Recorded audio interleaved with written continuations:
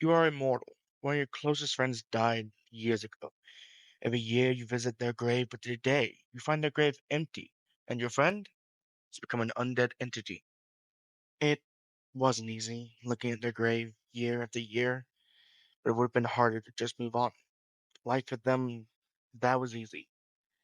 They had always been there for any and all shenanigans that we got into. I can remember the first time we met. We had both been down on our luck in a dungeon. Both our parties had been wiped out. They were running out of rations and other supplies, and I hadn't slept in gods knows how long. We made a pact then and there that we would help each other make it out alive. From there, it was history. A horde of goblins here and Mummy King there.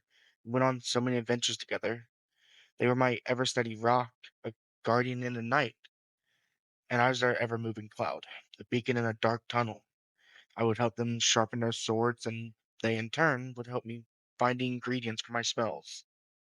There was no team alive that could best us. Obviously, we started to grow older. They wanted to settle down. I had magic to grow and find. So we went our separate ways, promising that we would still remain close. After all our years of adventuring, they wanted us to go out in a blaze of glory together. One day, I got into a bit of trouble.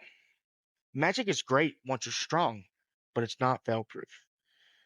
I almost died in a dungeon, only they weren't there to save me that time.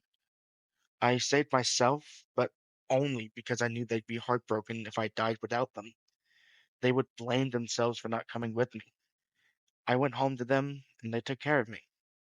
It wasn't easy, the recovery. My physical wounds healed after a bit, but apparently my mental state never really recovered.